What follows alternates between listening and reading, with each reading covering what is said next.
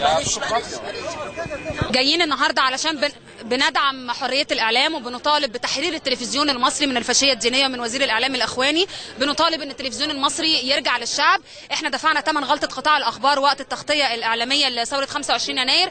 كلنا كبرامجيين دفعنا هذا الثمن، وبنحاول نكسب مصداقيه لم تعد متاحه لنا في ظل تعنت قياداتنا والسيطره علينا من خلال تعليمات شفهيه باستبعاد ضيوف بعينهم واجلاب ضيوف بعينهم، وتوجه الراي العام دائما لتبييض وجه الحكومه ووجه سياساتها، حتى اذا كنا احنا على المستوى الانساني رافضينها. لما المساله توصل لاراقه الدماء على الارض المصريه لا نستطيع ان نتمسك بالحياديه اكتر من كده، لان الحياديه من منظورهم معناها خيانه للوطن. مطلوب مني ان انا اخون وطني واكذب واضلل علشان ابقى مذيعه محترفه من منظور القائمين على التلفزيون المصري. المشاكل كتير والتقارير كتير ومش عارفين هو المفروض نعمل ايه. يعني المفروض ان احنا نتفرج على الناس بتتضرب بالنار على الهواء ونسكت. انا اعتقد احنا بنشتغل في تلفزيون بلدنا مش في تلفزيون حد. ايا ما كان بقى مين اللي بيحكم، المفروض ان ده تلفزيون بلدنا مش تلفزيون حد. شايف ايه يعني الفتره اللي جايه؟ شايف ايه اللي جاي؟ شايف انه ربنا يستر، علشان بقى كتير والضغط بقى كتير والخصومات كتير. والله اعلم. انا عندي خصومات كتير والله اعلم. سبب ايه؟ تجاوز في المهنه يعني؟ لا بقى يعني بندور بقى الحاجات اللي هو ايه، الحاجه اللي ممكن نمسكك منها، الحاجه مش عارف ايه، خطأ مش عارف ايه، اللي هو الناس بتدور لك على غلطه. المهنيه ان انت تكون اساسا موضوعي وانت بتكلمني، تقول لي في ناس، وانت لو عايز تهدي بقى فعلا تقول ان في ناس بتموت من هنا زي الناس اللي بتموت من هنا، والخرطوش من هنا زي من هنا، لو انت عايز تهدي. الحقيقه احنا تعرضنا، ويمكن زميلتنا منى خليل تعرضت للتحويل للتحقيق. احنا بنتعرض يوميا في مباشر من مصر في الاير بيس. يلا دول بيعيطوا فوق، دول هيموتوا فوق، الفضائيه المصريه عامله لهم جنان. لا وده اتقال لنا فعلا من القيادات انه انتوا عاملين لنا جنان في دماغنا، ان انتوا على طول بتتكلموا ما فيش رابط. طب احنا يعني ايه المطلوب مننا؟ ان احنا نعمل ايه يعني؟ انا مش عارفه. وان انت تراعي المهنيه انا معاك، بس ان انت تجيب راي وراي اخر وتدي فرصه لده في التايم وده فرصه للتايم، وان انت ما تسمحش لحد ان هو يتجاوز على الاخر. لكن انت تشوف الحق وتقول لا او تسكت، انا شايفه انه ده ما ينفعش. كان في خلال الحلقه كنت مستضيفه احد ناشطين حقوق الانسان، بنتكلم عن المواثيق الدوليه ومطابقه الاعلان الدستوري بالنسبه للمواثيق الدوليه. فالضيف اتكلم على انه ان ده باطل بالنسبه للمواثيق الدوليه، فجالي تقرير المتابع ان انا مش مفروض اعمل كده، ومع ان انا رعيت المهنيه في اني جبت بعد كده وجهه نظر واحد تاني بيتكلم عن موافقته للاعلان الدستوري، ومع ذلك جالي تقرير المتابعه بان انا مفروض ان اللي يجي يرد عليا، يا ريتني كان معايا صوره التقرير، ان يرد عليا حد من الحريه والعداله او من مؤسسه الرئاسه. يعني دي الملحوظه اللي جايه لي. وبعدين انا نازله لي تعليمات دلوقتي ان انا الضيف قبليها باسبوع لازم اكتب اسمه وادخله للمدير بتاعي عشان هيتعرض على وزير الاعلام اذا كان اقدر اجيب الضيف ده ولا لا. فده طبعا مش ده اللي قامت الثوره عليه، وانا مش عايزه تعليمات مكتوبه تنزل لي انا اتكلم في ايه وما اتكلمش في ايه. انا بشوف الحاله اللي في البلد وبراعي مهنيتي في ان انا بجيب الراي والراي الاخر، واظن ده يكفي.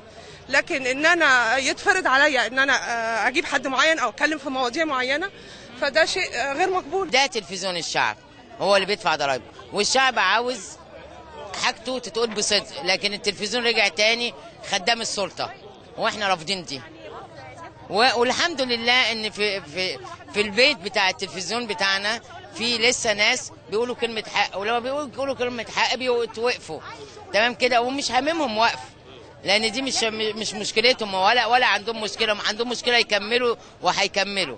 احنا عايزين يبقى عندنا قدره ان احنا نمارس مهنيتنا صح، ما يبقاش المهنيه هو انك تاخد جانب وتمنع الجانب الاخر ان هو يتكلم لمجرد ان هو صوت معارض، او ان هو بيفند اخطاء الجانب اللي هو مسيطر النهارده على المبنى. ما ينفعش كده. احنا عايزين حريتنا على شاشه التلفزيون في اختيار الموضوعات، في اختيار الضيوف. ما ينفعش لازم نبلغ الضيوف قبلها بفتره عشان يتقال ده مسموح بدخوله، لا غيروا هذا الضيف لانه ممكن يكون بيتجاوز في الحوار وبينتقد ما يحدث بشكل يقلق اللي بيشوفه. الوقفه دي وقفه رمزيه لكن لها دلالات مهمه جدا، ان زي ما الاخت امنيه يمكن قالت من شويه انه ده اول مره يخرج مذيعي ومذيعات تلفزيون عن هذا الصمت المريب.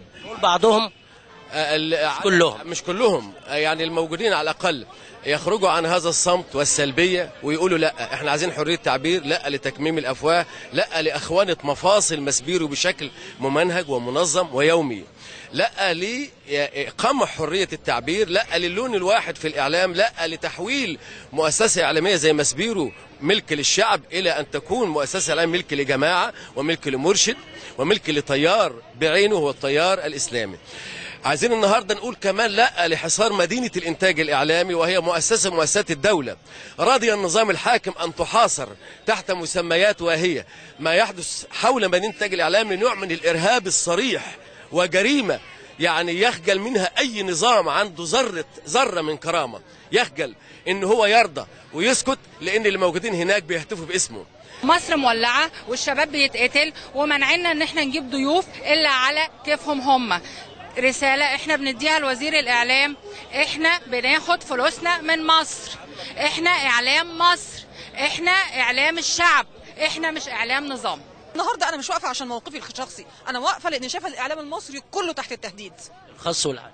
انا بتكلم على الاعلام المصري، ما هو الاعلام الخاص هو اعلام مصري، طالما انها قناه مصريه وطالعه على ارض مصر هتبقى اعلام مصري. احنا بنشتغل تحت التهديد والارهاب، يا اما احنا نتكلم بنظام معين ونستضيف ضيوف معينه ونتكلم بطول معين ونقول كلام معين، يا اما نتهم بعدم الحياديه والخروج عن المهنيه. احنا بنشتغل تحت التهديد. مدينه الانتاج الاعلامي المذيعين رايحين مش عارفين يخشوا او مش هيخشوا او هيخرجوا او مش هيخرجوا او اذا كانوا هيروحوا بيوتهم.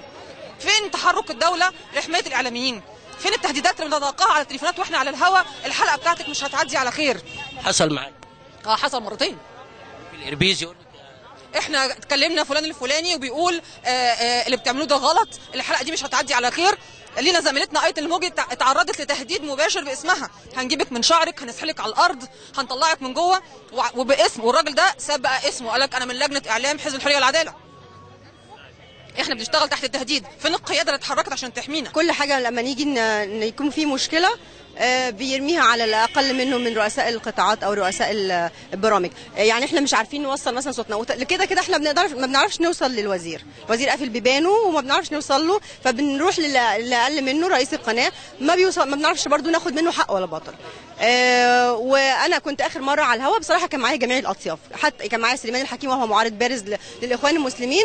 لكن ممكن يجي لي مثلا على الايربيس خلاص يا داليا ما تكلميش في الحته دي شويه، انا بقوم راميه الايربيس ومكمله، لان انا مش بتساء عشان انا اقول استوب هنا وما تستوبيش هنا يعني. فبس يعني ده اللي احنا عشان كده مش عايزين بقى يعني الموضوع بدا بايربيس سؤال، لا ما تقوليش السؤال ده، لا قولي السؤال ده بعد كده، لا ما تجيبيش يعني موضوع الايربيس ده شغال. شغال. يوم ما احب اواجه مسؤول بفساده او اتكلم عن فساد جهه واداره لازم استاذن الاداره دي، ويا سلام بقى لو هو ليه سلطه، هتلاقي ادارته اتصلت برئيسي وانا اتوقفت او اتمنع الموضوع او تم تهميش الموضوع وتغيير ميعاد الاذاعه، وانت عارف طبعا. املاءات ما تقولوش، قولوا لا ده ينفع. الضيوف ممكن تبقى من توجه واحد، مش ده الاعلام اللي احنا اتعلمناه. الاعلام اللي احنا اتعلمناه ان انا لازم اجيب الراي والراي الاخر، لو انا عندي الحجه السليمه يبقى انا ساعتها فعلا هقدر ان انا ارد على اللي قدامي، ما ينفعش اكون انا الطرف الرئيسي في الرد. النهارده احنا جايين عشان نقول لا لاخوانه الاعلام، اعلام الشعب اللي احنا قررنا مره تانية ان هو يعود للشعب. لن نقبل اهانه اي حد من خلال اتصال تليفوني حتى لو كان الحزب الحاكم. احنا بنعمل في الدوله وما بنشتغلش عند اي حد تاني، ما ينفعش ان احنا كل شويه واحد فيهم يتصل بينا في التليفون ويزعق ويقفل السكه، ده مش منطقي ولا ده اعلام، ده اسفاف، واحنا بنرفض هذا الاسلوب. احنا مهنيين بنقدم عمل مهني للشعب. بتمنى ان فعلا التلفزيون يرجع مره تانية، وده يمكن دي البدايه. انا على ما اعتقد ان دي اول مره وقفه في تاريخ التلفزيون المصري، وقفه صامته من كل مذيعي القطاعات المختلفه في اتحاد الاذاعه والتلفزيون. وبقول شاركت في الثوره دي من اول ما اتولدت ولازم نكمل. هي للاسف هتاخد وقت، انما معلش يعني ده قدرنا، فاهم؟ مش هنقدر دلوقتي نقول خلاص انا تعبت او همشي او معلش انا بقالي سنتين بتظاهر وبقالي سنتين في ثوره. لا احنا قلنا حاجات ما حصلتش يا عم قرموطي في التلفزيون. التلفزيون ده ما اتغيرش فيه حاجه بجنيه من ساعه ما الثوره حصلت. نفس النظام، انت شلت انس الفقي جبت سين صاد اكس واي زد، ماشي بنفس السيستم العقيم الضايع اللي ما فيهوش اي مهنيه قول يعني حدث ولا حرج. انت ما اعرفش، انت عارف اللي بيحصل جوه التلفزيون. كل اسوأ كمان. ما فيش حد بيقبض دلوقتي بالشهور.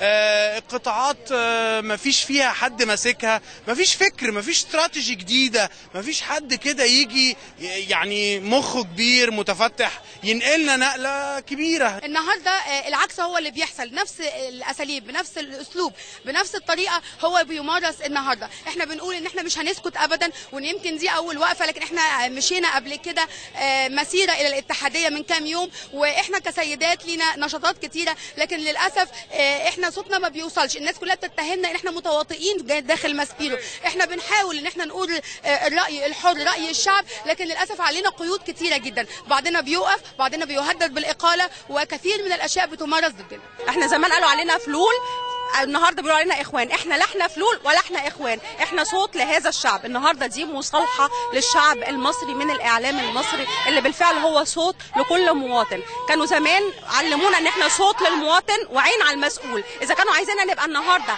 صوت للمسؤول وعين على المواطن، احنا بنرفض هذا الكلام. هو كان اعلام مبارك وبقى اعلام الدكتور مرسي، وبعد بكره هيبقى اعلام اليساري، وبعدين هيبقى الاعلام اليميني، وبعدين هيبقى الاعلام العلماني، وبعدين هيبقى الاعلام الليبرالي، وبعدين هيبقى الاعلام مش ممكن. فين بقى الشعب؟ فين الوطن؟ فين البلد؟ فين مصر في كل ده؟ فين مصر؟ ويقول لك خليكوا حياديين. هو انا لما ابقى حياديه اروح في قطاع الاخبار اجيب كل المؤيدين واقول هو ده الشعب المصري؟ هو انا لما ابقى حياديه في المراسلين ينزلوا يعملوا تقارير لا تنقل الحقيقه باي شكل من الاشكال، ولك شفت الشعب رايه كده، تعالوا بينا ننتقل مشاهدينا لرساله من الرسائل الخارجيه نعبر فيها عن راي الشعب المصري، وتلاقي كله مؤيد. انت بتبقى قاعد في الاستوديو بتغلي، لانه مش كله مؤيد، مش عشان انا معارضه ولا مؤيده، والله ابدا ابدا. خلينا مع الشعب بقى المره دي. عايزين نبقى صوت مصر، صوت مصر اللي هو كده واللي هو كده واللي هو فيه كل حاجه. تصدير برضو فكرة ان كل ضيف اخواني يقابله لازم ضيف تاني. الاخوان مش نص المجتمع على الاطلاق، عشان يبقى عندي في الاستوديو دايما ضيف اخوانجي قدامه ضيف تاني. الاخوان انتوا مش نص المجتمع، وانا هفضل في كل مره في كل حلقه مش هجيب ضيف اخواني قدامه ضيف تاني.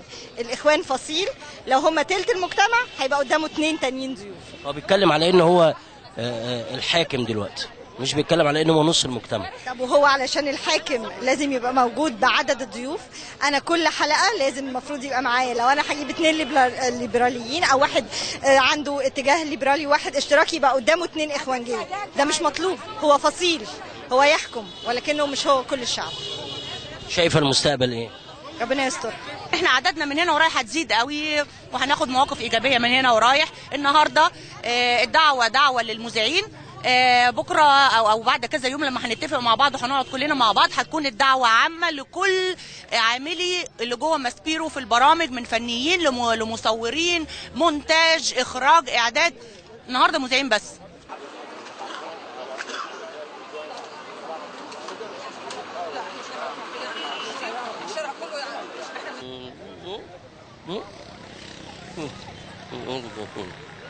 نجي